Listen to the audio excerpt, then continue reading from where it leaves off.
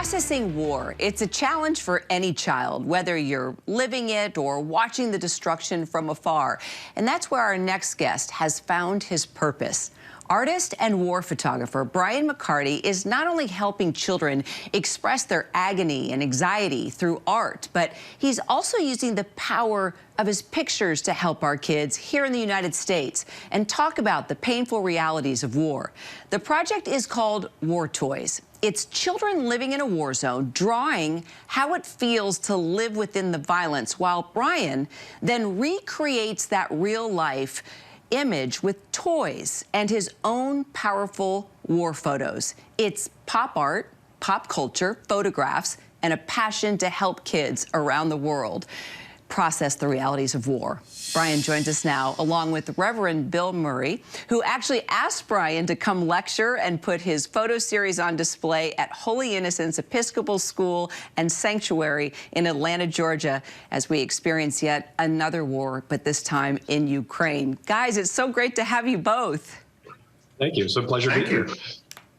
So, Brian, let's start with you. How did you come up with this powerful pop culture idea?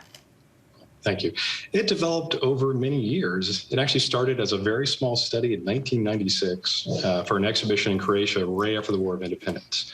And for the show, I thought about my own father's experiences in Vietnam and his reluctance to talk about them. And so for the exhibition, I looked at off-the-shelf war toys as a way for outsiders to connect to experiences of war. I recreated letters home to my mother that my father wrote, like the first time he was shot at, or the Tet Offensive, and those kinds of things. And then over the many years that followed, I learned about art therapy and play therapy and its uses in the field with children who have been traumatized by war. And somewhere in there, the idea of essentially inviting children to be my art director was born.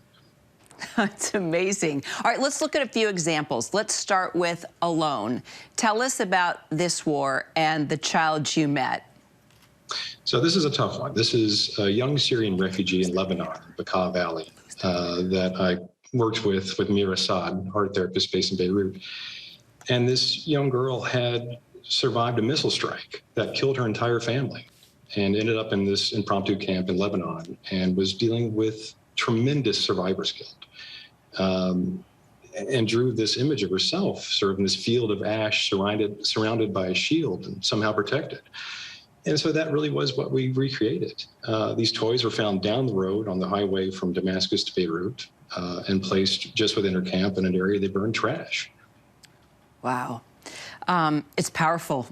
I mean, just knowing that that's a toy from somewhere in the battlefield there, and then the child expressing that that's who they are. I mean, it's just incredible how you brought this all together. All right, let's look at Left Home. So Left Home is a great example of kind of the ways that children personify things. Like in this case, this is a young Iraqi boy interviewed at the Hashishan IDP camp in, I think, 2018. And he drew his house and imagined it as a character almost, or as a person. And he felt tremendously guilty that it had given its life for him. He and his family had survived an airstrike, but the house did not. And so I found this crazy Fisher-Price used toy in the Langa Bazaar in Erbil, Iraq, and took it to the Great Mosque of al-Nuri, which is not far from where this boy's home was, and recreated as best I could sort of his account of imagining leaving his home and the character that it was. And if people know the toy, there's a key that's off screen, and the idea was that he's forever going to carry that with him. Wow. And one more, if you don't mind. Tell us about Globe. What was that one? That was from, again, the same Syrian refugee camp in Lebanon.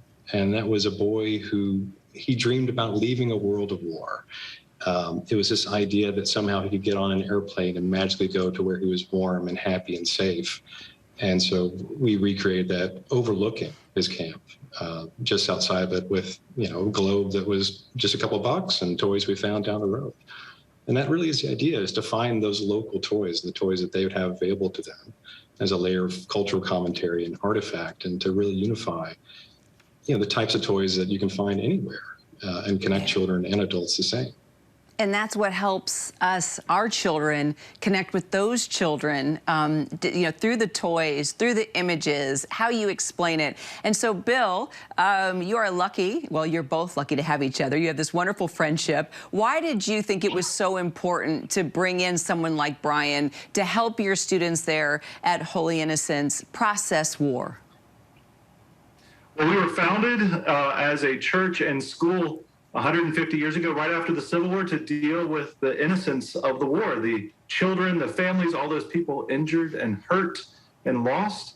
And so it made perfect sense. I've known Brian since high school. We've been good friends for far too long.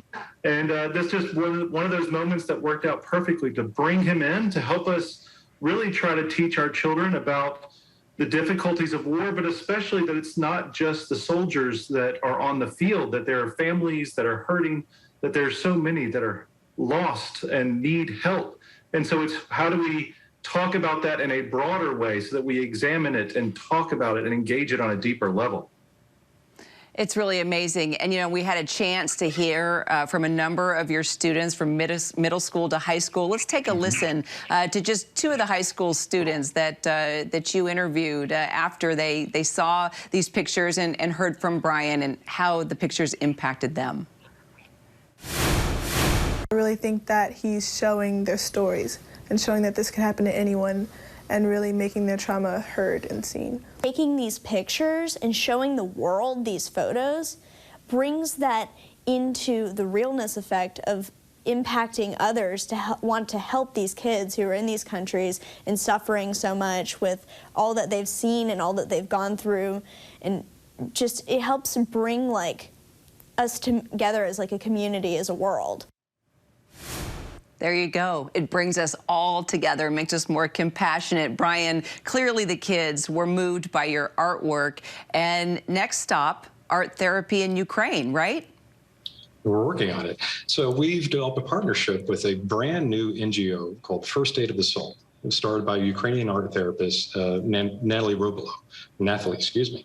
And in no time at all, she has built a network of therapists on the ground in Ukraine and outside Ukraine.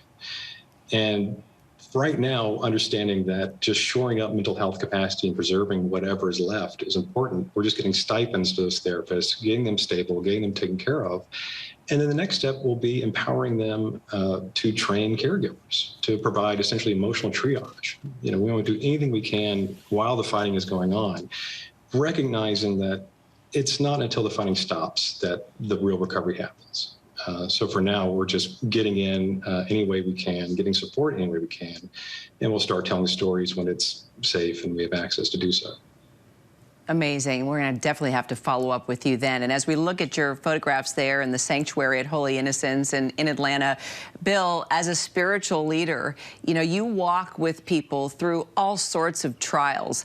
Why is it so important for our kids to understand the suffering of others? Well, our prayer for Holy Innocents is that we pray to thwart the designs of evil tyrants and God's plan for justice and peace and love might reign. And so for us, it's just a chance to talk about it, to engage it, to listen, but even more, to develop those critical thinking skills that we know they need to be adults that are not just thinking good versus evil, but how do we care for those that tend to be forgotten and lost and hurt, the holy innocents of our day, as we would call them at our church and school both. How do we care for those families that are just innocent victims in the midst of terrible situations? Well, I admire and love the friendship between the two of you and how after all these years you can still work together and help bring about peace and beautiful conversation. Bill and Brian, thank you so much for your time today. Appreciate you both. Thank you. Hi, everyone. George Stephanopoulos here. Thanks for checking out the ABC News YouTube channel. If you'd like to get more videos, show highlights, and watch live event coverage, click on the right over here to subscribe to our channel. And don't forget to download the ABC News app for breaking news alerts. Thanks for watching.